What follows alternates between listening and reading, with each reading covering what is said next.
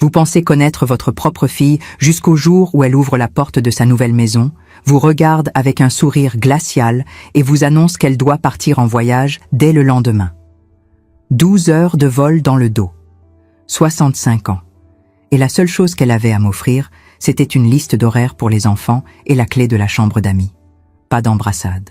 Pas de « comme je suis contente de te voir, maman ». Juste des instructions. Comme si j'étais la domestique qu'elle avait engagée par téléphone 3 semaines plus tôt, quand elle m'avait tellement supplié de venir passer Noël en famille. Je m'appelle Madeleine Roux. Je suis née et j'ai vieilli à Saint-Auban-des-Pras, dans le sud de la France, là où tout le monde se salue encore dans la rue et où les portes des maisons restent déverrouillées. J'ai élevé ma fille seule après que son père nous a abandonnés. J'ai travaillé dans 2 emplois pendant des années pour payer ses études, ses cours de piano, les beaux vêtements qu'elle exigeait. Je ne me suis jamais plainte. Je pensais construire quelque chose de solide. Je pensais qu'elle s'en souviendrait. Que quand je vieillirais, cet amour me reviendrait d'une manière ou d'une autre. Tout a commencé par cet appel téléphonique à la mi-novembre. Élodie n'appelait jamais sans raison précise. Quand le téléphone a sonné ce mardi pluvieux, j'étais en train de retirer le linge du fil avant que l'orage n'éclate. Sa voix était étrange, trop douce, trop affectueuse. Elle m'a dit que les enfants me réclamaient, que Lucien, l'aîné, me demandait tous les jours, que la petite Amélie voulait apprendre à faire ma tarte tatin. Elle m'a dit que ce Noël serait spécial, que je méritais d'être avec ma famille, qu'elle paierait mon billet d'avion. Elle a tellement insisté qu'elle en a même pleuré au téléphone. Comment aurais-je pu refuser? Comment une mère refuse-t-elle la demande de sa propre fille quand celle-ci dit avoir besoin d'elle? J'ai embarqué dans l'avion à Nice avec le cœur serré d'anticipation et d'espoir. J'avais emporté avec moi les cadeaux que j'avais achetés avec l'argent de ma retraite. Un pantin en bois artisanal pour Lucien, une poupée de chiffon faite main pour Amélie, une boîte de calissons d'Aix pour Élodie, ces confiseries qu'elle adorait quand elle était petite. J'ai passé les 12 heures de vol à imaginer le moment où ils ouvriraient la porte. Les embrassades, les sourires, les enfants sautant dans mes bras. J'imaginais l'odeur du dîner de Noël en préparation, les conversations autour de la table, les rires qui résonneraient dans toute la maison. La réalité a été un coup de poing dans l'estomac. Le taxi m'a déposé devant une immense maison à Lorgues, une ville que je n'avais jamais visitée auparavant. 3 étages. Jardin impeccable. Portail automatique. Élodie avait déménagé là-bas 2 ans plus tôt et ne m'avait jamais invité avant. Pas même pour découvrir les lieux. Pas même pour voir comment les enfants grandissaient. J'ai sonné à la porte en tenant ma vieille valise. Sentant chacune des 12 heures de vol peser sur mon dos, mes genoux, mes épaules. Quand la porte s'est ouverte, ma fille était différente. Vêtements coûteux, ongles impeccables. Cheveux dans une coupe moderne qui devait coûter plus cher que ma facture d'électricité.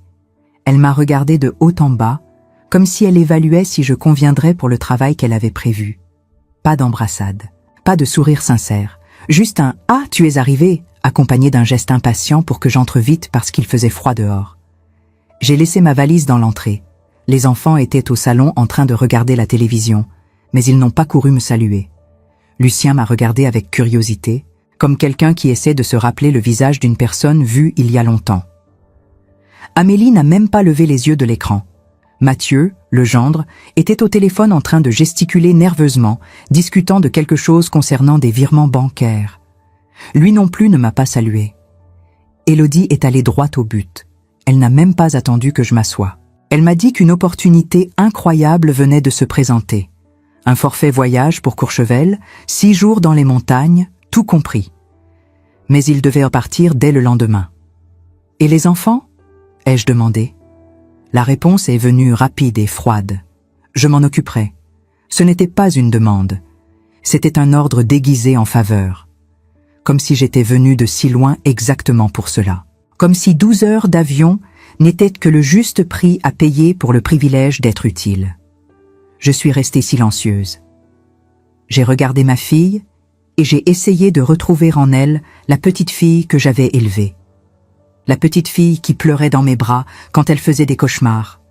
La petite fille qui me serrait fort en disant que j'étais la meilleure maman du monde. Mais cette femme devant moi était quelqu'un d'autre. Quelqu'un que je ne connaissais pas. quelqu'un qui calculait chaque mot, chaque geste. J'ai senti quelque chose se briser en moi à cet instant. Ce n'était pas de la colère, c'était une tristesse profonde, la certitude que j'étais devenue invisible pour elle, juste un outil, quelque chose d'utile quand c'était pratique.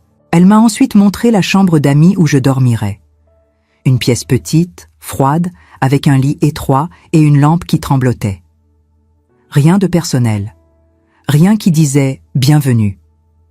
J'ai posé ma valise et je me suis assise sur le bord du lit.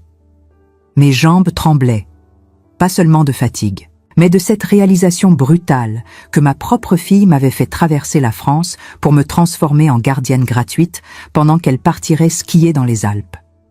Le premier soir, elle m'a donné une longue liste d'instructions. Horaire des repas pour les enfants, médicaments à donner, numéro d'urgence, contact de voisins. Elle parlait vite, sans me regarder dans les yeux. Elle débitait ses ordres comme un patron pressé qui donne des directives à un employé temporaire. Mathieu était là aussi, vérifiant des réservations sur son téléphone, hochant la tête distraitement. Aucun d'eux ne m'a demandé si j'avais faim, si j'étais fatiguée, si le voyage s'était bien passé. J'étais juste là pour remplir une fonction. Avant de dormir cette première nuit, j'ai aidé à mettre Amélie au lit. La petite fille était agitée, se plaignant qu'elle ne voulait pas que ses parents partent en voyage. Élodie n'a même pas essayé de la calmer. Elle a simplement fermé la porte et est descendue les escaliers. Je suis restée seule dans la chambre avec ma petite fille, la berçant doucement, chantant à voix basse une chanson que je fredonnais à Élodie quand elle était petite. Amélie a fini par s'endormir. Quand je suis descendue, la maison était silencieuse. Mathieu était sorti. Élodie s'était enfermée dans le bureau. Je suis allée à la cuisine me préparer une tisane. C'est à ce moment-là que j'ai vu son téléphone posé sur le comptoir. L'écran était allumé. Une notification de message vocal. Je n'avais pas l'intention d'écouter. Je vous jure que non. Mais le nom sur la notification a attiré mon attention. C'était celui de la banque. Message urgent concernant un virement. Quelque chose à propos de documents signés. De procuration. Mon nom était mentionné dans le message. Mon cœur s'est mis à battre plus fort. Procuration? Quelle procuration? Je n'avais jamais rien signé. J'ai regardé autour de moi. La maison était silencieuse. Je suis montée lentement jusqu'au bureau. La porte était entr'ouverte. À l'intérieur, j'ai vu un dossier ouvert sur le bureau. Des documents, des contrats, des relevés bancaires, et là, au milieu de tout cela, une feuille avec ma signature. Fausse, mais incroyablement bien imitée. Ils avaient utilisé ma signature pour garantir un prêt énorme. Si quelque chose tournait mal, c'est moi qui serais poursuivi, pas eux, moi. J'ai senti mes jambes faiblir. Je me suis accrochée au bord du bureau. J'ai respiré profondément. Ce n'était pas seulement pour garder les enfants, ce n'était pas pour Noël, ce n'était pas pour la famille, c'était pour l'argent, pour utiliser mon nom, ma confiance, mon ignorance. Il ne me voulait pas comme grand-mère, il voulait une garantie. Quelqu'un qui signerait des papiers sans comprendre, quelqu'un de jetable. Je suis retournée dans la chambre d'amis. Je me suis assise sur le lit. J'ai regardé ma valise que je n'avais même pas encore complètement défaite. J'ai pensé partir, prendre un taxi, retourner à l'aéroport, disparaître de cette maison et ne plus jamais regarder en arrière. Mais j'ai alors entendu Amélie gémir dans la chambre d'à côté. J'ai entendu Lucien tousser. Ces enfants n'étaient pas coupables, ils étaient innocents. Et si je partais, qu'adviendrait-il d'eux? Je me suis allongée sur le lit sans parvenir à dormir. J'ai passé toute la nuit à réfléchir, à calculer, à me remémorer chaque détail de la conversation avec Élodie, chaque regard de Mathieu, chaque papier que j'avais vu dans ce bureau. Et puis, je me suis souvenue de quelque chose que j'avais appris il y a de nombreuses années, quand mon mari avait essayé de me piéger avec une fausse dette juste avant de nous abandonner. J'avais appris qu'il existe des clauses de protection, des déclencheurs automatiques, des moyens de tout bloquer si quelque chose semble suspect. Et si ce contrat contenait l'une de ces clauses? Et si je pouvais l'activer? Le matin, je suis descendue pour le petit déjeuner. Ils étaient tous excités, valise prête, enfants recevant des instructions sur le comportement à adopter. Mathieu vérifiait les billets. Élodie m'a donné une liste énorme de choses à faire avec Lucien et Amélie. Horaires, repas, médicaments, contacts d'urgence. Elle parlait vite, sans me regarder dans les yeux, débitant simplement ses ordres. Quand elle a eu fini, j'ai souri. Un sourire calme, tranquille. Et j'ai dit juste une phrase. Avant que vous ne partiez, je dois informer quelque chose à la banque et au notaire de l'orgue. Le silence a été immédiat. Mathieu s'est figé. Élodie s'est arrêtée net. Son visage a perdu toute couleur. Elle a essayé de rire, mais sa voix est sortie tremblante. De quoi est-ce que je parlais? Pourquoi aurais-je besoin de parler à la banque? J'ai continué à sourire. J'ai dit que c'était juste une procédure de routine, quelque chose concernant mes documents. Rien de grave. Mais j'avais besoin de le faire avant qu'ils ne partent. Mathieu a lâché les valises. Élodie a demandé à me parler en privé. Nous sommes entrés dans le bureau. Elle a essayé de garder son calme, mais je voyais la panique dans ses yeux. Elle m'a demandé ce que j'allais exactement dire à la banque. J'ai répondu que j'allais simplement confirmer quelques signatures, vérifier que tout était en ordre. Après tout, j'étais une dame de 65 ans. J'avais besoin d'être certaine que personne n'utilisait mon nom sans autorisation. Elle a pâli. Mathieu est entré dans le bureau. Ils ont commencé à discuter à voix basse. Des mots coupés, des regards nerveux. Ils ont essayé de me convaincre que ce n'était pas nécessaire, qu'ils pourraient tout régler à leur retour. Mais j'ai insisté. J'ai dit que j'avais déjà pris rendez-vous, que le notaire m'attendait, que ce n'était qu'une formalité, rien d'inquiétant, sauf s'il y avait quelque chose qui n'allait pas. Les valises ont été abandonnées, les billets annulés. Le voyage de rêve s'est transformé en cauchemar en quelques minutes. Mathieu a passé un coup de fil urgent. Il a essayé d'inverser quelque chose. Mais c'était déjà trop tard. Cette simple phrase avait activé exactement ce que j'avais imaginé. Une clause de sécurité qui gelait toute transaction financière sans ma présence physique. Toute tentative d'utiliser la procuration maintenant déclencherait un audit automatique. Et s'ils annulaient, la banque enquêterait pour savoir pourquoi. J'ai passé les jours suivants à m'occuper de Lucien et Amélie. Avec affection, avec patience. J'ai appris à Amélie à faire la tarte tatin. J'ai joué au puzzle avec Lucien. J'ai raconté des histoires avant le coucher. Les enfants ont commencé à m'appeler mamie avec une affection sincère. Ils ont commencé à sourire en me voyant, à me chercher quand ils étaient tristes. Ils ne savaient rien. Ils ne savaient pas que leurs parents avaient essayé de me manipuler. Ils ne savaient pas que ce Noël avait été un piège. Élodie et Mathieu sont restés coincés dans cette maison avec moi. Incapables de partir en voyage, incapables de toucher à l'argent, incapables de faire quoi que ce soit d'autre qu'attendre, et regarder pendant que je m'occupais de leurs enfants avec le même dévouement que j'avais toujours eu. Mais maintenant, avec une différence. Ils savaient que je savais, et ils savaient qu'ils avaient sous-estimé la mauvaise femme. Parce que l'amour d'une mère n'est pas une permission de trahison. Et une grand-mère fatiguée peut être bien plus dangereuse que quiconque ne l'imagine. Le matin du 4e jour, je me suis réveillée avant l'aube. La maison était encore plongée dans le silence, ce silence lourd qui précède les tempêtes. Je suis descendue à la cuisine et j'ai préparé le petit déjeuner comme d'habitude. Tartines beurrées avec soin, confiture d'abricots maison que j'avais apportée de Saint-Auban dans ma valise, chocolat chaud pour les enfants que j'ai fait chauffer doucement en remuant pour éviter qu'ils n'attachent. Ces gestes simples, répétitifs, m'apaisaient. Ils me rappelaient qui j'étais vraiment. Pas une victime, pas une femme manipulée, juste une grand-mère qui savait encore prendre soin de ceux qu'elle aimait. Lucien est descendu en premier, encore vêtu de son pyjama à rayures, les cheveux complètement ébouriffés, frottant ses yeux ensommeillés avec ses petits poings. Il s'est assis à côté de moi sans prononcer un mot et a appuyé sa tête contre mon bras. Un geste si simple, si innocent, mais qui m'a brisé le cœur en 1000 morceaux. Cet enfant cherchait de l'affection, de la stabilité, de la tendresse. Quelque chose que ses propres parents étaient bien trop occupés à calculer, à planifier, à manipuler pour lui offrir. Il avait besoin de savoir qu'au moins une personne dans cette maison l'aimait sans condition, sans arrière-pensée. Amélie est arrivée quelques minutes après, traînant derrière elle sa poupée préférée, celle avec les cheveux en laine rouge et la robe à pois bleus que je lui avais offerte l'année précédente lors d'une de mes rares visites. Elle m'a regardé avec ses grands yeux clairs et m'a demandé si je pouvais lui faire des nattes comme celles que je lui avais faites la veille. Je l'ai soulevée et installée sur mes genoux, sentant son petit corps chaud contre le mien. J'ai commencé à démêler ses cheveux avec douceur, prenant mon temps, écoutant ses bavardages incessants.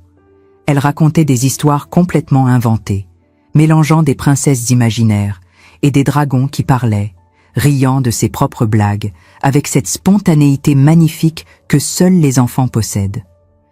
Je souriais en l'écoutant, hochant la tête au bon moment, posant des questions pour l'encourager. Mais à l'intérieur de moi, une rage froide et calculée grandissait. Comment Élodie pouvait-elle utiliser ces enfants merveilleux comme monnaie d'échange? Comment pouvait-elle construire une vie entière sur des mensonges, sur des manipulations, sur des faux documents et penser que tout irait bien? Comment pouvait-elle dormir la nuit en sachant ce qu'elle avait fait à sa propre mère? Ces questions tournaient dans ma tête comme un manège sans fin. Élodie est descendue vers 9 heures. Son visage était fatigué, marqué par des cernes profonds sous les yeux. Ses traits étaient tirés, tendus, comme ceux de quelqu'un qui n'a pas fermé l'œil de la nuit. Elle n'avait pas dormi. Je le voyais clairement dans ses yeux rougis, dans sa démarche lourde. Mathieu non plus, probablement. Ils avaient passé toute la nuit enfermés dans leur chambre à chercher une solution désespérée, à essayer de comprendre comment une vieille femme du sud de la France, une simple retraitée qu'ils considéraient comme ignorante et manipulable, avait pu faire s'effondrer leur château de cartes avec une seule phrase bien placée. Elle s'est servi une tasse de café sans me regarder, évitant soigneusement mon regard. Elle a pris son téléphone portable sur le comptoir, a commencé à taper nerveusement un message, ses doigts tremblant légèrement sur l'écran tactile. Puis elle s'est arrêtée brusquement, a posé le téléphone avec un geste brusque. M'a fixé avec une intensité troublante, comme si elle essayait de lire mes pensées, de comprendre ce que je savais exactement. « Maman, il faut qu'on parle. Maintenant. » J'ai continué à tresser les cheveux d'Amélie sans lever les yeux vers elle, gardant mes gestes calmes et mesurés. J'ai répondu d'une voix douce, presque détachée, que nous pouvions parler après le petit déjeuner, que les enfants avaient moins besoin de manger d'abord, que c'était important de respecter les routines, surtout pour eux. Elle a serré la mâchoire si fort que j'ai vu un muscle tressauter sur le côté de son visage. Elle a insisté, sa voix montant d'un cran. Mathieu est apparu dans l'encadrement de la porte, à ce moment précis, comme s'il attendait son signal. Il avait l'air d'un homme complètement acculé, d'un homme qui venait tout juste de réaliser que son plan parfait, son stratagème bien huilé, avait un défaut fatal. Moi. Lucien a immédiatement senti la tension électrique qui emplissait la pièce. Il a arrêté de manger sa tartine et m'a regardé avec inquiétude. Ses grands yeux cherchant une explication, un réconfort. J'ai posé ma main sur sa petite épaule et j'ai souri. Je lui ai dit avec toute la tendresse dont j'étais capable que tout allait bien, que mamie et maman devaient juste discuter de choses ennuyeuses d'adultes, de choses qui ne les concernaient pas. Rien d'important pour de si merveilleux enfants. Il a hoché la tête lentement, rassuré par mon ton calme et apaisant. Amélie, elle, a continué à babiller joyeusement, complètement inconsciente du drame qui se jouait autour d'elle, perdue dans son monde imaginaire. J'ai terminé ses nattes avec soin, faisant un joli nœud avec le ruban rose qu'elle avait choisi. Je les ai embrassés tous les deux tendrement sur le front. Je leur ai dit d'aller jouer dans leur chambre pendant quelques minutes, que mamie les rejoindrait bientôt. Quand ils sont sortis de la cuisine en courant, leurs petits pas résonnant dans l'escalier, le silence est tombé comme une chape de plomb étouffante. Élodie s'est assise lentement en face de moi, ses mains tremblant légèrement autour de sa tasse de café. Mathieu est resté debout derrière elle, les bras croisés sur sa poitrine, dans une posture défensive, essayant probablement de se donner une contenance. Elle a commencé doucement, choisissant ses mots avec soin. Elle a dit qu'il y avait eu un terrible malentendu, que la procuration avait été préparée uniquement pour me protéger, pour faciliter les choses si jamais il m'arrivait quelque chose de grave, que c'était une simple précaution, une mesure de sécurité, rien de plus. Elle mentait. Évidemment qu'elle mentait, et elle le savait parfaitement. Et je le savais tout aussi bien. Mais elle continuait, s'enfonçant de plus en plus profondément dans ses mensonges. Elle essayait désespérément de me convaincre, de m'amadouer, de me rassurer, de me ramener dans le rôle confortable qu'elle m'avait assigné. La vieille naïve qui signe des papiers sans les lire, sans comprendre les implications. Je l'ai laissé parler. J'ai écouté patiemment chaque mot qui sortait de sa bouche, chaque excuse pathétique, chaque tentative maladroite de manipulation. Je l'ai laissé se débattre dans ses propres contradictions. Puis, quand elle a enfin terminé son discours préparé, je me suis levé très lentement de ma chaise. J'ai marché jusqu'à la grande fenêtre qui donnait sur le jardin. J'ai regardé longuement le jardin parfaitement entretenu. Les haies taillées avec une précision militaire. La pelouse d'un vert impeccable, tondue au millimètre près. Les rosiers alignés. Tout était si propre, si méticuleusement organisé, si parfaitement faux, exactement comme leur vie. Élodie, j'ai travaillé toute ma vie pour te donner ce que je n'avais pas moi-même. J'ai fait des sacrifices que tu ne peux même pas commencer à imaginer. J'ai travaillé jusqu'à l'épuisement, j'ai renoncé à mes rêves, j'ai mis ma propre vie entre parenthèses. Et pourquoi ? Pour que tu aies une meilleure vie que la mienne. Pour que tu puisses étudier, réussir, t'épanouir. J'ai cru sincèrement que tu grandirais en comprenant la valeur fondamentale de l'honnêteté, de l'intégrité, du respect. Mais aujourd'hui, en te regardant, je me rends compte que je t'ai peut-être trop protégé, trop gâté.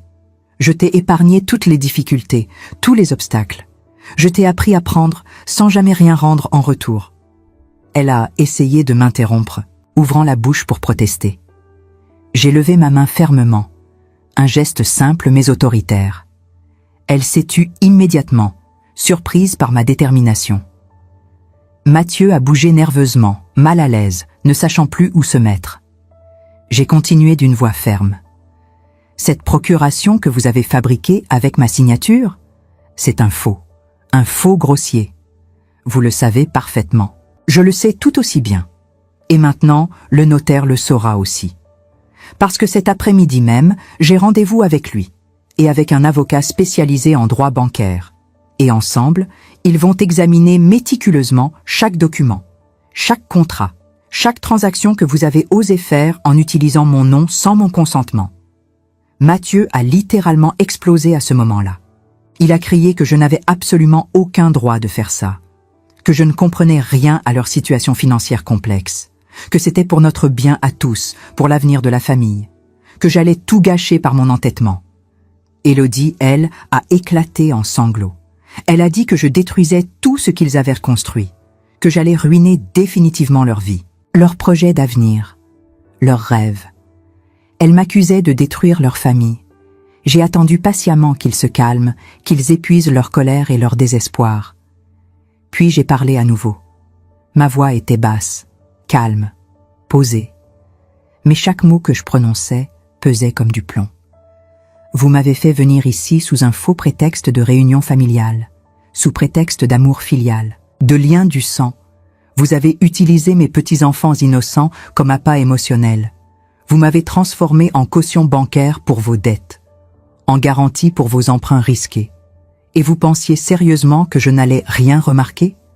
Que j'étais trop vieille pour comprendre? Trop stupide pour me rendre compte de votre manipulation? Élodie sanglotait maintenant sans retenue, le visage enfoui dans ses mains. Mais ses larmes ne m'atteignaient plus du tout. J'avais pleuré toutes les larmes que j'avais en réserve pour elle pendant ces 3 longues nuits blanches passées à me retourner dans mon lit. Maintenant, il ne restait en moi qu'une clarté absolue. Une clarté froide, implacable, qui voyait les choses exactement telles qu'elles étaient. Le rendez-vous chez le notaire en fin d'après-midi a confirmé précisément ce que je savais déjà. La procuration était effectivement un faux. Un faux remarquablement bien fait, certes, mais un faux quand même. Le prêt considérable avait été contracté en utilisant frauduleusement ma signature. Le notaire m'a expliqué en détail que si Mathieu ne remboursait pas selon les échéances prévues, c'est moi qui serais légalement poursuivi par la banque. Moi qui perdrais ma petite maison à Saint-Auban, cette maison où j'avais élevé ma fille, où j'avais vécu toute ma vie. Moi qui finirais mes dernières années complètement ruiné, sans toit, sans rien.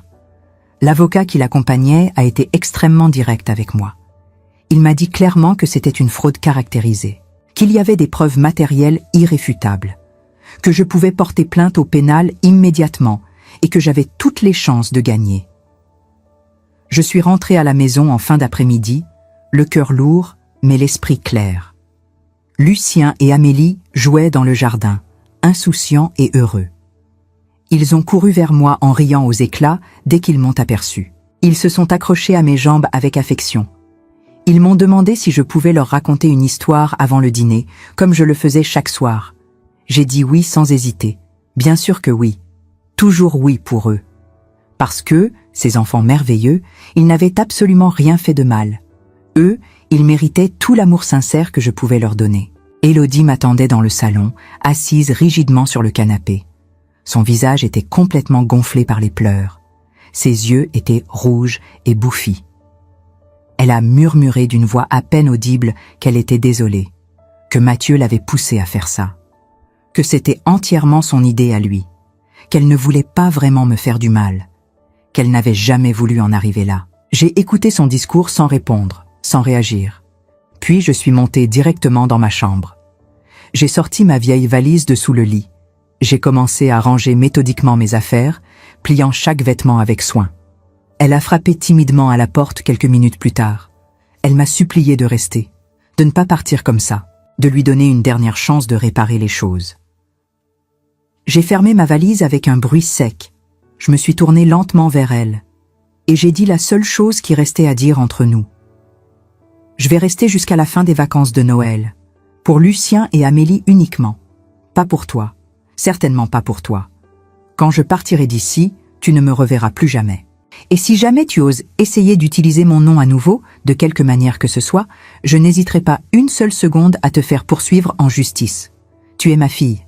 Tu le seras toujours. Mais je ne suis plus ta victime. Plus jamais.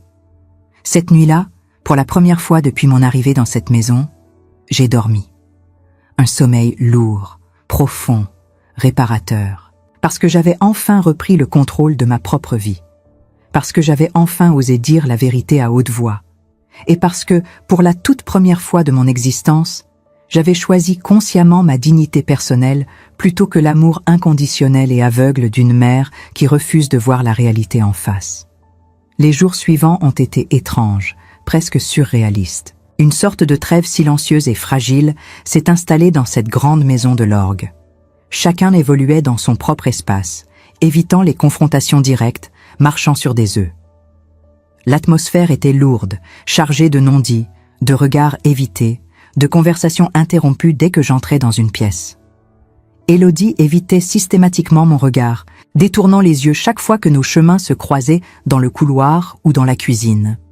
Mathieu disparaissait pendant des heures entières, enfermé dans son bureau au volet mi-clos, au téléphone constamment avec la banque, avec des avocats dont je n'ai jamais appris les noms, avec des gens qui semblaient tous avoir des solutions miraculeuses qui ne menaient nulle part.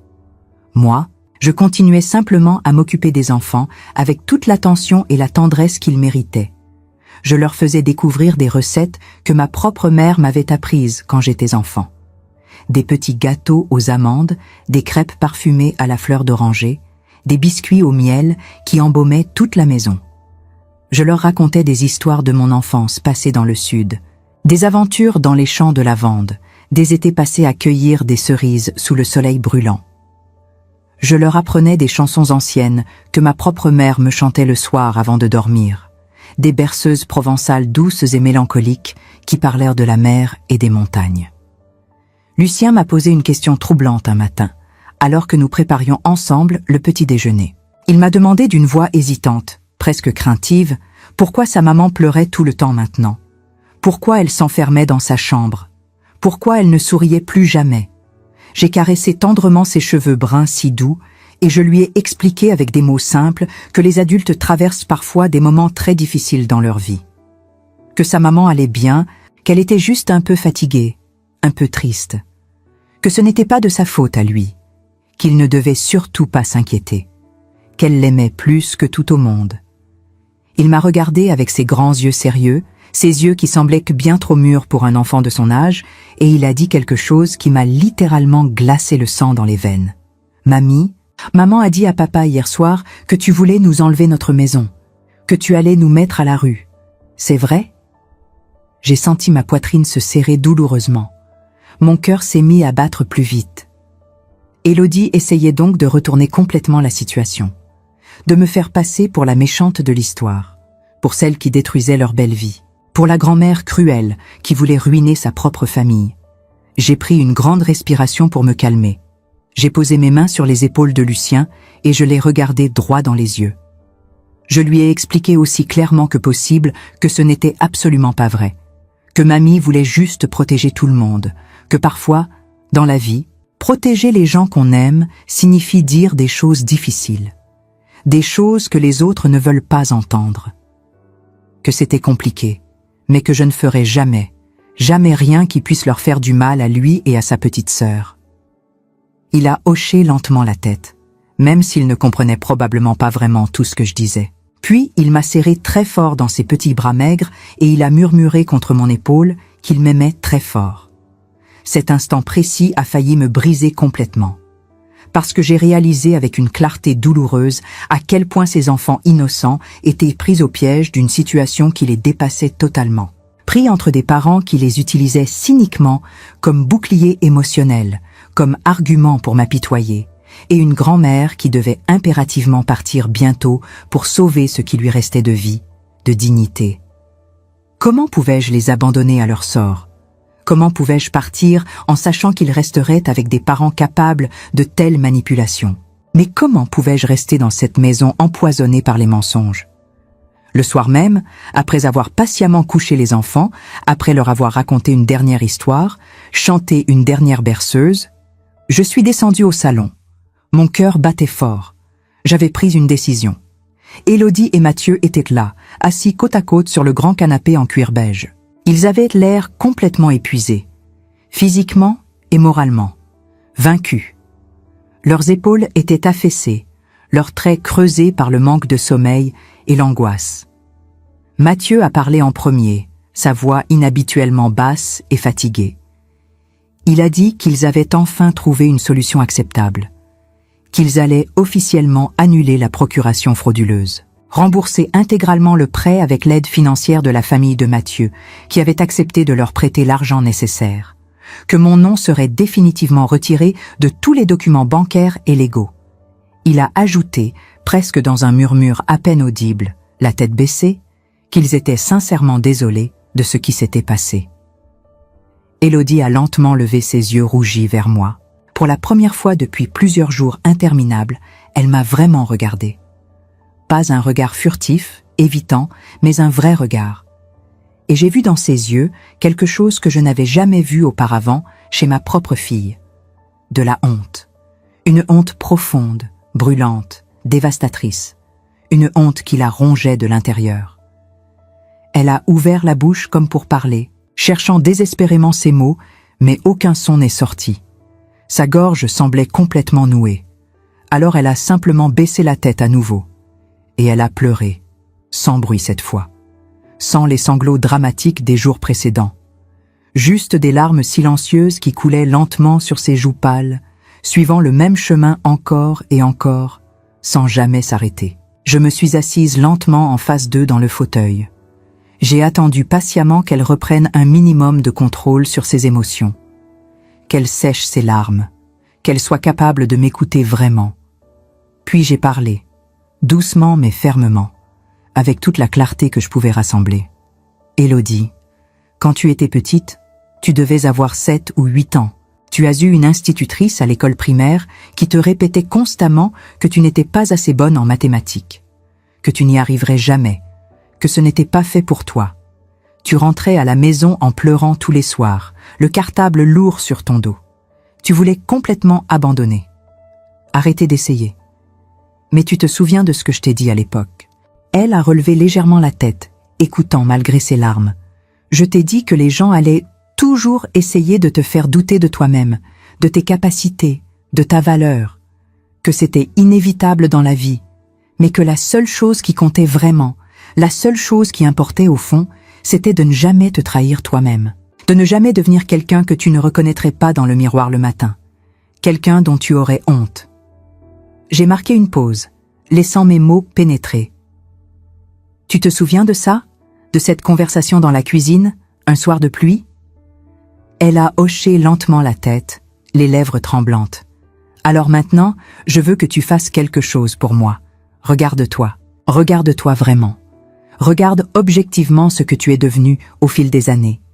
Regarde ce que tu as osé faire à ta propre mère, à la femme qui t'a élevé seule, qui a tout sacrifié pour toi.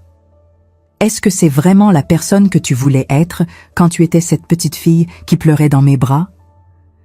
Est-ce que c'est l'exemple que tu veux donner à tes propres enfants? Est-ce que tu veux qu'ils apprennent qu'on peut mentir, manipuler, trahir ceux qu'on aime pour de l'argent? Le silence qui a suivi mes paroles était absolument écrasant, pesant. Mathieu a baissé les yeux, incapable de soutenir mon regard. Ses mains tremblaient légèrement. Élodie a complètement caché son visage dans ses mains, ses épaules secouées par des sanglots silencieux. Et moi, assise là dans ce salon trop grand, trop luxueux, j'ai senti quelque chose se relâcher profondément en moi. Une tension énorme que je portais depuis des années sans vraiment m'en rendre compte. Peut-être même depuis toujours. La tension constante de vouloir être aimé inconditionnellement, de vouloir être nécessaire à tout prix, de vouloir croire désespérément que j'avais bien fait les choses en tant que mère, que tous mes sacrifices avaient eu un sens. Mais la vérité brutale, celle que je devais maintenant accepter, c'est que j'avais échoué dans certains aspects essentiels de son éducation. Pas parce que je n'avais pas assez donné, au contraire, mais parce que j'avais beaucoup trop donné sans jamais poser de limites. Parce que j'avais systématiquement protégé Élodie de toutes les conséquences de ses actes. Parce que je lui avais inconsciemment appris qu'elle pouvait tout prendre sans jamais rien rendre en retour. Que l'amour maternel était un puissant fond qu'elle pouvait exploiter à l'infini. Et maintenant, elle payait le prix terrible de cette éducation mal calibrée. Nous le payons tous, chacun à notre manière. Le lendemain matin, vers 11 heures, j'ai reçu un appel du notaire de l'orgue. Sa voix était professionnelle mais chaleureuse. Il me confirmait officiellement que tous les documents frauduleux avaient été définitivement annulés, que mon nom avait été complètement retiré de tous les dossiers bancaires, que je n'avais désormais plus aucune responsabilité légale, financière ou morale dans cette affaire compliquée, que j'étais libre, totalement libre. J'ai remercié poliment, j'ai raccroché calmement, et je me suis assise à la grande table de la cuisine en bois massif, regardant pensivement par la fenêtre le jardin parfaitement entretenu où Lucien et Amélie jouaient ensemble, insouciants et heureux, construisant un château de sable imaginaire avec des seaux en plastique coloré. Élodie est entrée dans la cuisine quelques minutes plus tard, marchant lentement, prudemment. Elle tenait une enveloppe blanche dans ses mains tremblantes. Elle me l'a tendue sans prononcer un seul mot, incapable de croiser mon regard. À l'intérieur, soigneusement plié, il y avait un billet d'avion. Un aller simple pour Nice. Classe économique. Prévu pour le lendemain matin à 9 heures. Elle a dit d'une voix complètement cassée, brisée, qu'elle comprenait parfaitement si je voulais partir plus tôt que prévu. Que je n'avais absolument aucune obligation morale ou familiale de rester une minute de plus dans cette maison. Que je serais libre de partir quand je le souhaitais. J'ai regardé longuement ce billet d'avion entre mes doigts. J'ai pensé intensément à ma petite maison modeste à Saint-Auban-des-Pras, à mon jardin un peu sauvage avec ses rosiers qui grimpaient le long du mur, à mes voisins bienveillants qui me saluaient chaleureusement tous les matins quand j'allais chercher mon pain, à ma vie simple, paisible, prévisible, loin de tout ce chaos émotionnel et psychologique, loin de ces manipulations, loin de cette trahison. Puis j'ai pensé aux enfants innocents, à leurs rires cristallins qui résonnèrent dans le jardin, à leurs câlins spontanés et sincères, à la façon touchante dont Amélie me prenait délicatement la main pour me montrer fièrement ses dessins maladroits, à la façon dont Lucien se blottissait contre moi le soir pour écouter mes histoires, ses petits doigts agrippés à mon chandail. Je reste jusqu'à la fin des vacances de Noël, exactement comme c'était prévu initialement. Élodie a ouvert de grands yeux incrédules. Elle ne comprenait manifestement pas ma décision. Pourquoi resterais-je maintenant, après absolument tout ce qui s'était passé entre nous, après la trahison, après les mensonges, après la manipulation? J'ai souri, mais c'était un sourire infiniment triste, chargé de toute la déception accumulée. Parce que j'ai fait une promesse solennelle à tes enfants. Et contrairement à toi, Élodie, je tiens toujours mes promesses. Même quand c'est difficile, même quand ça fait mal. Les mots ont fait leur effet dévastateur. Elle a littéralement vacillé comme si je venais de la gifler violemment. Son visage s'est décomposé. Puis, elle est sortie précipitamment de la cuisine sans ajouter un seul mot, ses pas résonnant dans le couloir. Et je suis restée là, complètement seule dans cette grande cuisine trop moderne, tenant ce billet d'avion inutile dans mes mains ridées, me demandant avec une tristesse infinie si un jour, dans un avenir lointain peut-être, nous pourrions réparer ne serait-ce qu'une petite partie de ce qui avait été si profondément brisé entre nous. Les jours ont continué à s'écouler lentement. J'ai maintenu ma routine avec les enfants. Nous avons fait des promenades dans le village de l'Orgue. J'ai montré à Lucien comment identifier les différents oiseaux dans le jardin. J'ai appris à Amélie à faire des origamis simples avec du papier coloré. Nous avons ri ensemble. Nous avons chanté. Nous avons créé des souvenirs précieux qui, je l'espérais secrètement, resteraient gravés dans leur mémoire longtemps après mon départ. Mathieu a essayé de me parler une fois. C'était un après-midi, alors que les enfants faisaient la sieste. Il m'a trouvée dans le jardin, assise sur le banc en fer forgé, regardant les nuages passer. Il s'est assis maladroitement à côté de moi, gardant une distance respectueuse. Il a commencé à parler de son enfance difficile, de la pression financière constante qu'il ressentait, de ses peurs de ne pas être à la hauteur. J'ai écouté poliment. Puis je lui ai dit simplement que rien, absolument rien de tout cela ne justifiait ce qu'il m'avait fait. Que la vie est difficile pour tout le monde. Mais que cela ne donne pas le droit de trahir ceux qui nous font confiance. Il n'a rien répondu. Il est simplement reparti, les épaules encore plus voûtées qu'avant. Le dernier jour est arrivé beaucoup plus vite que je ne l'aurais jamais cru possible. Le temps avait filé d'une manière étrange, à la fois interminable dans ces moments de tension et terriblement rapide dans ces instants de bonheur partagés avec les enfants. Lucien et Amélie ont absolument voulu m'aider à faire ma valise ce matin-là. Ils entraient et sortèrent de ma chambre en courant, apportant mes affaires dans tous les sens, riant de leur propre maladresse, me demandant avec insistance si je pouvais cacher secrètement une de leurs peluches préférées dans ma valise pour qu'elles viennent avec moi à Saint-Auban. Pour qu'une partie d'eux reste avec mamie, disaient-ils avec leur voix enfantine, pleine d'espoir. J'ai joué le jeu avec tout mon cœur. J'ai ri sincèrement avec eux, feignant de chercher la meilleure cachette pour le petit lapin en peluche d'Amélie. J'ai fait semblant de protester quand Lucien a voulu me donner son robot préféré. Mais à l'intérieur de moi, mon cœur se déchirait lentement, douloureusement, comme du papier qu'on arrache millimètre par millimètre. Chaque sourire que je leur offrais me coûtait un effort surhumain pour retenir les larmes qui menaçaient constamment de déborder. Amélie s'est arrêtée soudainement au milieu de la chambre, tenant sa poupée aux cheveux roux contre sa poitrine. Elle m'a regardé avec ses grands yeux clairs innocents et m'a posé la question que je redoutais tant depuis le début. « Mamie, quand est-ce que tu vas revenir nous voir ?» J'ai hésité longuement, cherchant désespérément les mots justes. Élodie était debout dans l'encadrement de la porte, immobile comme une statue, nous observant en silence. Nos regards se sont croisés pendant une fraction de seconde qui m'a semblé durer une éternité. Elle savait exactement ce que j'allais répondre. Elle savait parfaitement que je ne reviendrais pas de sitôt. Probablement jamais. Peut-être que dans des années, si les choses changeaient radicalement, si elles changeaient vraiment, mais certainement pas dans un avenir proche. Mais comment dire une telle vérité cruelle à des enfants si jeunes, si attachés, si aimants? Alors j'ai souri de mon mieux, et j'ai répondu avec toute la douceur dont j'étais capable que nous verrions bien comment les choses évolueraient. Que mamie habitait très loin maintenant. Que c'était un long voyage fatigant, mais qu'elle penserait à eux absolument tous les jours sans exception. Qu'elle les porterait dans son cœur partout où elle irait. Que même si on ne se voyait pas, l'amour restait toujours présent, traversant les distances.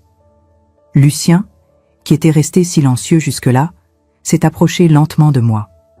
Il a pris délicatement ma main ridée dans sa petite main douce et chaude. Il m'a regardé avec ce sérieux inhabituel qu'ont parfois les enfants quand ils pressentent quelque chose d'important. Et il a dit quelque chose qui restera à jamais gravé dans ma mémoire, dans mon cœur, jusqu'à mon dernier souffle. Mamie, maman m'a dit que tu es très fâchée contre elle en ce moment, que tu ne veux plus lui parler. Mais moi, je sais quelque chose d'important. Je sais que tu l'aimes quand même, parce que les mamies aiment toujours leurs enfants, même quand c'est très difficile, même quand ils font des bêtises. C'est comme ça que ça marche, non? Les larmes me sont immédiatement montées aux yeux, brûlantes et impossibles à retenir. J'ai dû cligner rapidement plusieurs fois pour ne pas me mettre à pleurer devant eux. J'ai serré sa petite main fragile dans la mienne avec toute la tendresse dont j'étais capable. Oui, mon petit Lucien, tu as absolument raison. J'aime Élodie, malgré absolument tout ce qui s'est passé, malgré la trahison dévastatrice, malgré les mensonges accumulés, malgré la douleur profonde qu'elle m'a infligée, parce qu'on n'arrête jamais vraiment d'aimer ses enfants, peu importe ce qu'ils font, même quand ils nous brisent le cœur en 1000 morceaux, même quand ils nous déçoivent au-delà de ce qu'on pensait possible. Mais aimer quelqu'un ne signifie absolument pas accepter n'importe quoi de sa part. Aimer ne signifie pas se laisser détruire, manipuler, utiliser. Aimer ne signifie pas renoncer à sa propre dignité. Mathieu est venu me chercher pour me conduire à l'aéroport de Nice.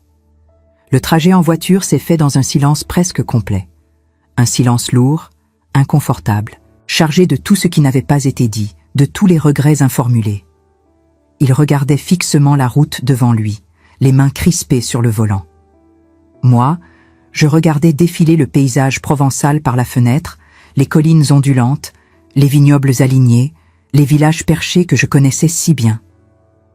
Quand nous sommes finalement arrivés au terminal des départs, il a garé la voiture dans le parking. Il a sorti ma valise du coffre avec des gestes lents, comme s'il retardait le moment inévitable. Puis il s'est tourné vers moi, se raclant la gorge nerveusement. Il a voulu dire quelque chose. Je le voyais dans ses yeux. Plusieurs fois, il a ouvert la bouche, cherchant ses mots, rassemblant son courage. Mais les mots semblaient coincés quelque part dans sa gorge. Finalement, après ce qui m'a paru une éternité embarrassante, il a simplement murmuré un « désolé » presque inaudible, à peine plus fort qu'un souffle. Sa voix était rauque, brisée par l'émotion qu'il tentait visiblement de contenir. J'ai hoché lentement la tête en signe d'acceptation. Je ne lui ai pas dit que je pardonnais, parce que ce serait un mensonge. Je n'étais pas prête à pardonner. Peut-être que je ne pardonnerai jamais complètement ce qu'ils m'ont fait. Peut-être que certaines blessures sont trop profondes pour guérir entièrement. Mais j'ai accepté ces excuses maladroites parce qu'elles représentaient tout ce qu'il pouvait m'offrir à cet instant précis, toute la rédemption dont il était capable pour le moment. Puis je me suis détournée et je suis partie vers l'entrée du terminal sans me retourner une seule fois. Parce que si je m'étais retournée, si j'avais vu son visage une dernière fois, je ne sais pas si j'aurais eu la force de continuer à avancer. Dans l'avion qui me ramenait enfin chez moi, j'ai fermé les yeux dès que nous avons décollé. J'ai senti l'appareil s'élever dans les airs, prendre de l'altitude, s'éloigner de l'orgue, de cette maison empoisonnée, de cette famille brisée. J'ai repensé intensément à tout ce qui s'était passé durant ces semaines étranges et douloureuses, à la trahison initiale qui m'avait coupé le souffle, à la confrontation nécessaire mais épuisante, à la douleur profonde qui me serrait encore la poitrine, mais aussi à quelque chose d'autre, quelque chose de nouveau et d'inattendu, à une force intérieure que je ne savais même pas que je possédais, une force qui m'avait permis de dire non clairement, de me défendre efficacement, de refuser catégoriquement d'être une victime passive et silencieuse. Pendant tant d'années, pendant toute ma vie d'adulte en fait, j'avais sincèrement cru que mon rôle de mère était de donner inconditionnellement. Toujours donner, encore et encore, sans jamais rien attendre en retour, sans jamais poser de limites, sans jamais dire stop. Mais j'avais finalement compris quelque chose d'absolument essentiel, quelque chose qui aurait dû m'apparaître bien plus tôt. Donner sans aucune limite, c'est enseigner aux autres qu'ils peuvent prendre éternellement sans jamais subir la moindre conséquence. C'est leur apprendre qu'ils peuvent nous utiliser, nous manipuler, nous blesser, et que nous serons toujours là, souriantes et disponibles, prête à tout leur pardonner. Quand l'avion a finalement atterri à Nice, quand les roues ont touché le tarmac avec ce petit choc familier, j'ai ressenti un soulagement immense et presque physique. Comme si un poids énorme, écrasant, venait enfin d'être retiré de mes épaules fatiguées. Comme si je pouvais enfin respirer librement, après avoir retenu mon souffle pendant des semaines. J'ai pris un taxi jusqu'à Saint-Auban-des-Pras. Le chauffeur était bavard et chaleureux, mais je n'avais pas vraiment envie de parler. Je me contentais de répondre poliment par monosyllabes, regardant défiler les paysages familiers qui défilèrent par la fenêtre. Jusqu'à ma petite maison modeste, avec ses volets bleus délavés par le soleil. Jusqu'à mon jardin un peu sauvage, avec ses rosiers grimpants et ses lavandes qui embaumaient. Jusqu'à mon vieux banc en bois usé, où je m'asseyais religieusement tous les soirs d'été pour regarder le soleil se coucher derrière les collines. En ouvrant la porte d'entrée qui grinçait légèrement sur ses gonds, j'ai respiré profondément, emplissant mes poumons de cet air familier. L'odeur si reconnaissable de lavande séchée que je gardais dans des sachets un peu partout dans la maison. Le silence paisible et apaisant, si différent de la tension constante qui régnait à l'orgue. Tout était exactement comme je l'avais laissé quelques semaines auparavant. Les mêmes meubles anciens, hérités de ma mère. Les mêmes photos encadrées sur les étagères. Les mêmes rideaux de dentelle à la fenêtre. Mais moi, en revanche, j'avais profondément changé. J'étais partie en tant que mère désespérée de plaire à sa fille, prête à tout accepter pour maintenir un semblant de lien familial.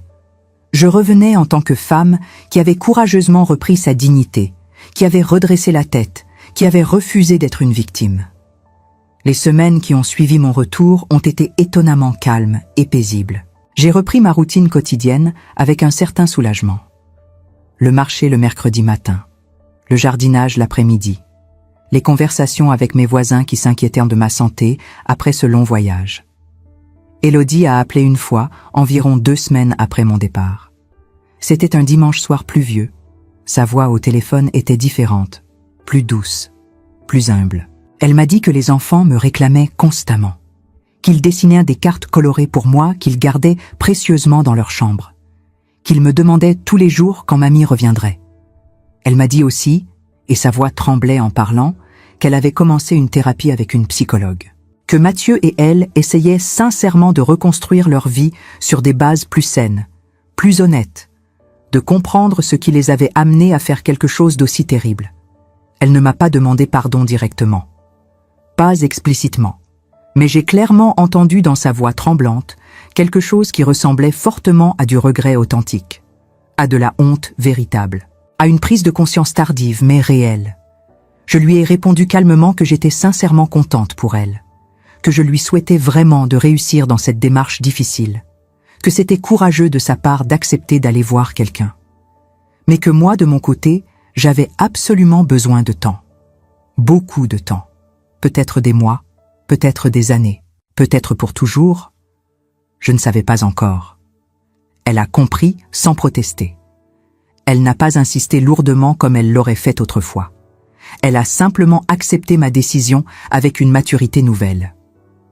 Avant de raccrocher, elle a murmuré quelque chose que je n'ai pas parfaitement entendu à cause de la mauvaise connexion.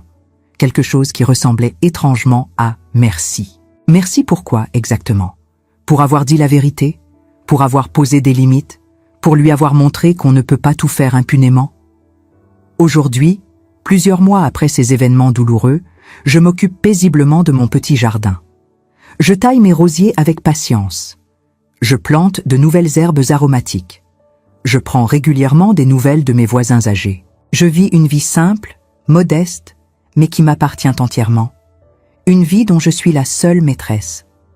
Parfois, quand je suis assise sur mon banc le soir, je regarde les photos récentes de Lucien et Amélie qu'Élodie continue de m'envoyer par message. Je souris tendrement en voyant leurs visages qui grandissent, qui changent, leur sourire qui ressemble tellement à celui d'Élodie quand elle était petite. Mais je ne réponds pas toujours immédiatement. Parfois, je laisse passer plusieurs jours avant de répondre. Parce que j'ai appris quelque chose de fondamental durant cette épreuve. L'amour ne se mesure absolument pas à la disponibilité immédiate et inconditionnelle. Que poser des limites claires et fermes n'est pas de l'égoïsme cruel. Et que parfois, paradoxalement, S'éloigner temporairement de quelqu'un qu'on aime profondément, c'est la seule façon de survivre émotionnellement, de préserver ce qui reste de soi-même. Mon histoire n'a pas de fin heureuse au sens traditionnel et romantique du terme. Pas de grande réconciliation en larmes comme dans les films. Pas de déclaration d'amour éternel. Pas de pardon magique qui efface instantanément toute la douleur. Juste une vieille femme qui a courageusement choisi de ne plus être invisible aux yeux de sa propre fille, qui a catégoriquement refusé d'être une victime silencieuse et résignée, et qui, malgré la douleur lancinante, malgré la trahison dévastatrice, malgré la déception profonde, a finalement trouvé quelque chose d'infiniment précieux au fond de cette épreuve, le respect absolu d'elle-même, la dignité retrouvée, la fierté d'avoir dit non. Si vous m'écoutez aujourd'hui, si mon histoire résonne en vous d'une manière ou d'une autre, si vous vous reconnaissez dans ce parcours douloureux, sachez ceci avec certitude. Vous n'êtes absolument pas obligé de tout accepter aveuglément au nom sacré de l'amour familial. Vous avez le droit fondamental de dire non clairement. Le droit légitime de poser des limites saines. Le droit essentiel de protéger farouchement votre dignité personnelle. Même si cela signifie douloureusement vous éloigner temporairement ou définitivement de ceux que vous aimez le plus au monde. Parce qu'au bout du compte, quand tout sera dit et fait, la seule personne avec qui vous vivrez absolument chaque jour jusqu'à votre tout dernier souffle, c'est vous-même. Et cette personne-là, cette femme que vous voyez dans le miroir chaque matin, elle mérite d'être respectée profondément. Toujours, sans exception, sans compromis. Est-ce qu'il vous est déjà arrivé de regarder dans le miroir et de vous demander si vous n'avez pas donné trop de vous-même à ceux qui ne le méritaient peut-être pas? Je viens de partager avec vous l'une des épreuves les plus difficiles de ma vie. Ce n'était pas facile de revivre ces moments en les racontant. Chaque mot m'a coûté. Chaque souvenir m'a serré. Mais je l'ai fait parce que je sais, au plus profond de mon cœur, que je ne suis pas la seule à avoir vécu quelque chose de semblable. Que quelque part, en m'écoutant aujourd'hui, vous vous êtes peut-être reconnu dans mon histoire, dans ma douleur, dans mes doutes, dans cette sensation terrible d'être devenu invisible aux yeux de ceux qu'on aime le plus. Maintenant, j'aimerais beaucoup vous entendre, pas seulement en tant qu'auditrice, mais en tant que femme qui a sa propre histoire à raconter. Dites-moi sincèrement dans les commentaires, est-ce que vous auriez pris la même décision que moi?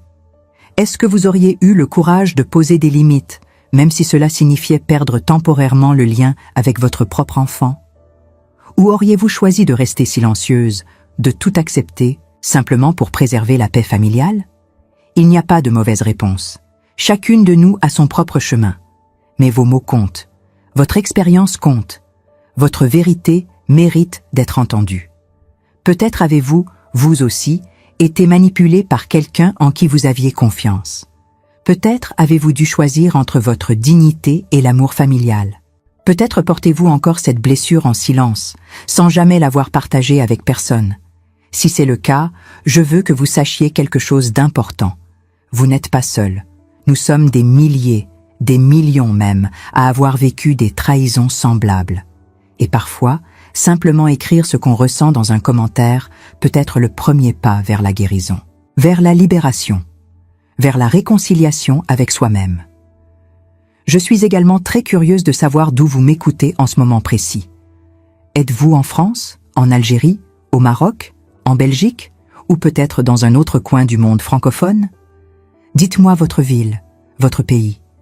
Parce que ces histoires, aussi personnelles soient-elles, traversent les frontières et nous rappellent que la condition humaine, avec ses joies et ses peines, est universelle. Que nous partageons toutes les mêmes peurs, les mêmes espoirs, les mêmes luttes intérieures. Si cette histoire a touché quelque chose en vous, si elle a réveillé des souvenirs enfouis, ou vous a fait réfléchir différemment sur vos propres relations familiales, alors je vous invite sincèrement à vous abonner à cette chaîne. Parce qu'ici, nous partageons des récits authentiques. Des histoires de femmes qui ont traversé des tempêtes et qui ont choisi de ne pas se laisser couler. Des récits qui parlent de résilience, de dignité retrouvée, de courage discret mais puissant. Chaque vidéo que nous publions est une main tendue, une voix qui dit « Tu n'es pas seul dans ce que tu vis ». En vous abonnant, vous rejoignez une communauté de femmes fortes, de survivantes, de guerrières silencieuses qui savent que la vie n'est pas toujours facile, mais qu'elle vaut toujours la peine d'être vécue avec honneur. Vous recevrez régulièrement de nouvelles histoires qui, je l'espère, continueront à vous accompagner, à vous inspirer, à vous rappeler votre propre valeur quand le monde essaye de vous faire croire le contraire. Laissez un commentaire, même court, même simple. Dites-moi juste ce que vous avez ressenti. Si vous avez pleuré, si vous avez eu envie de me serrer dans vos bras, si vous m'avez trouvée courageuse ou au contraire trop sévère avec ma fille. Tout m'intéresse, parce que vos mots nourrissent ma propre réflexion. Ils me rappellent pourquoi je partage ces moments si intimes de ma vie.